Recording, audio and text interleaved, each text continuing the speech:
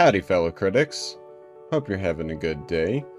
CriticA here, and for those of you who don't know me in real life, now you have a face to match the voice. So, yay! Face review. I was gonna save it for 1,000,000 subscribers, but you know, that might be a while from now, so I just decided, why not do it right now, I suppose. Just want to say a quick thank you for clicking on this video. It means you really want to hear me talk about movies and things. Yeah, thank you for clicking on this video. So, what exactly am I going to be talking about? Well, I'm sure you can see the title and the thumbnail, but I'm going to be talking about my favorite director of all time, Brad Bird. For those of you who don't know his name, you definitely know his movies. He's the director on The Iron Giant, The Incredibles, Ratatouille, the fourth Mission Impossible movie, Ghost Protocol, Tomorrowland, The Incredibles 2, and the upcoming film Ray Gun. It's supposed to be coming out this year in 2026, but it might not.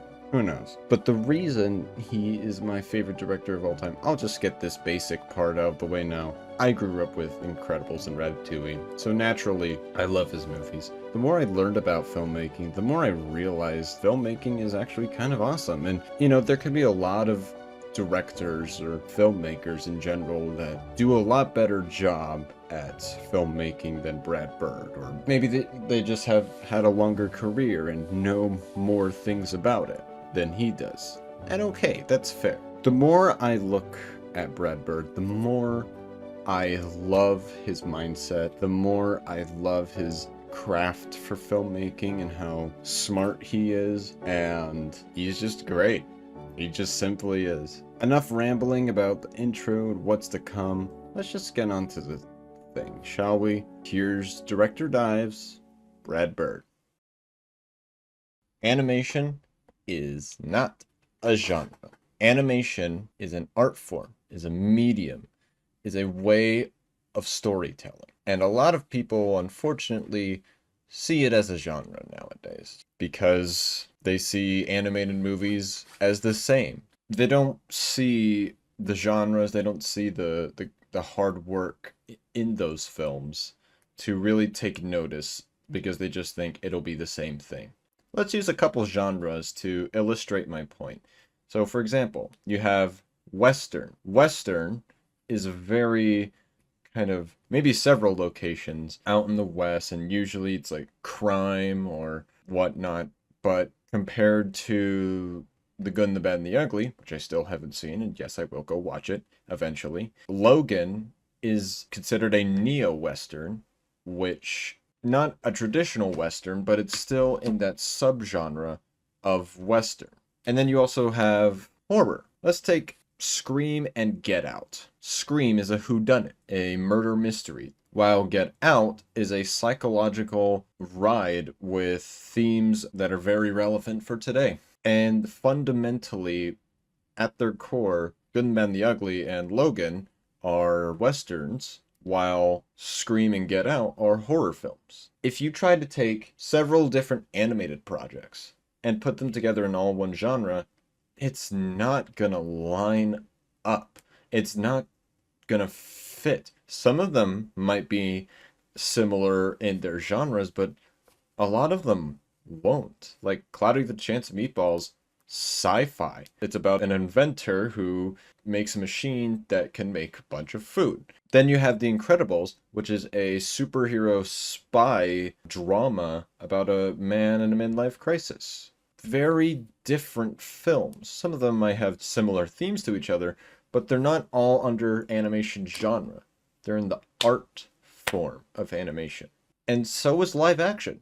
Live action is a way of storytelling. It is what filmmaking started out as, and it expanded into animation. Animation is not just a genre that you could just toss under the bus. It is something to be watched by, not just kids. Seriously, if you haven't watched The Incredibles, go watch it. It has a lot of dark themes in there, and as I said earlier, it's about a superhero family with the dad, the husband, being in a midlife crisis. Yes, kids can still watch it. Even I, as a kid, when I watched it, I was like, what is this movie? I couldn't help but think, what is this? And I don't know if it's coming out this year because it hasn't been given an official release date yet, but it's slated to come out this year. Brad Bird's latest film is titled Ray Gun, and it's a detective noir film. If this were in live action, I'd still be excited because Brad Bird is my favorite director of all time. However, the fact that it's an animation and it's about a futuristic planet cohabited by humans and aliens, and it's about the last human private eye detective, that sounds fun. That sounds interesting. It's putting animation into a genre that hasn't really been done before too much. I mean, like, just think about some detective films in live action that are infamous, like Seven, Zodiac, The Batman, and plenty more, but those are three that I could think of at the top of my head. And they're iconic for a reason, they're infamous for a reason. And Brad Bird is taking that mystery detective idea and applying it to animation with an original idea. And sure, you could say, well, what about Zootopia?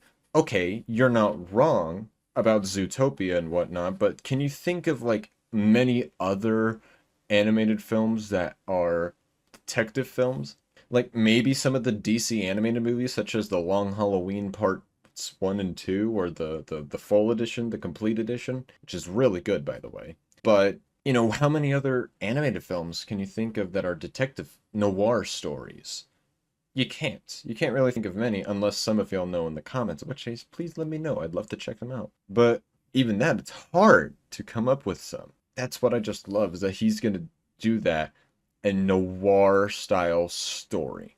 Even if it's not the same as, Seven or Zodiac, it's still going to be similar with a detective murder mystery, trying to figure out what's going on or who did what. And that is fun. So, yeah, you get all that? Good, because we're ready for the next topic. For my second point, character over action. Now, what is character over action exactly? In this case, relating to Brad Bird. Well, character over action is giving depth to characters instead of just doing the cliche of action scenes, I suppose. It's kind of hard to explain, so let me give you an example of what I mean. In The Incredibles, there's that scene where Dash is running away from villains with the saw blades, saucers. Yeah, those. It's this really cool action scene. He runs through the jungle and he fights one guy and he's able to avoid the bad guys for an amount of time.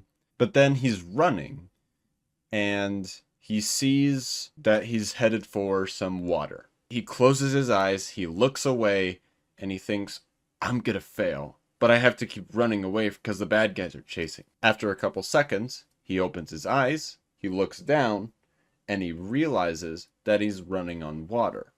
So this makes him giddy. He laughs and he's like super happy about it. Later, at the final battle, when they're trying to keep Syndrome's remote away from the Omnidroid, he yells at his dad to throw Syndrome's remote to keep it far away from the Omnidroid as possible. And so Mr. Incredible throws it to him and he catches it while running on the water. Because he learned he could do that earlier, he was willing to put his life on the line and even had to run across some water. So that was payoff. But after the final battle, when they're driving back home in the limo, they're having a discussion about the final battle, and Dash was like, it was so cool seeing you do, like punch the robot or whatever.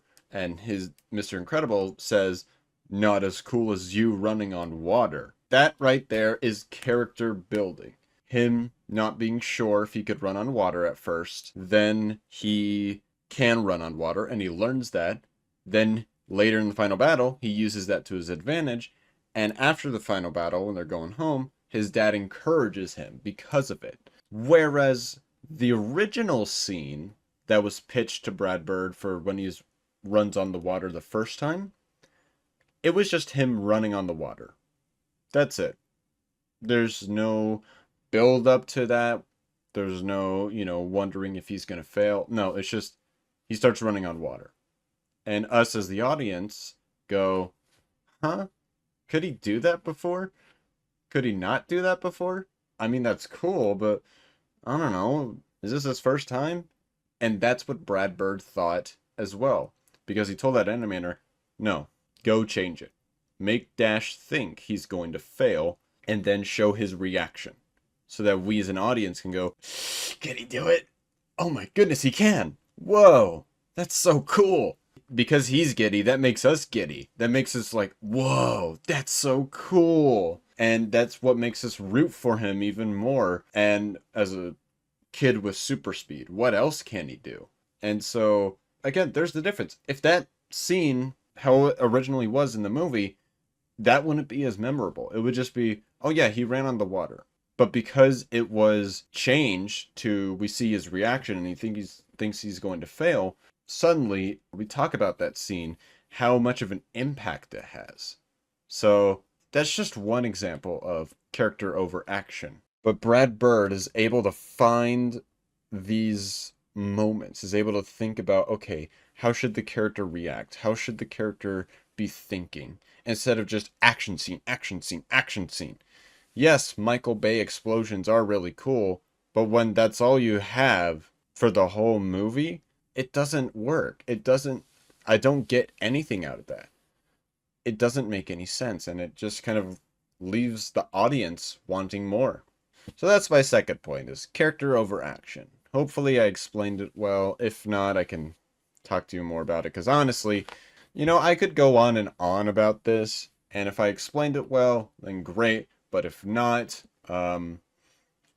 sorry, I could talk about it more and more. I can better explain it in the comments or whatever. But I gotta get this video made at some point. So, that's fun.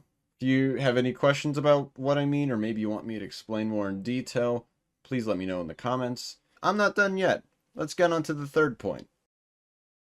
Alright, so to be honest with y'all, I had a third section in mind, but I don't really know how to put it into words.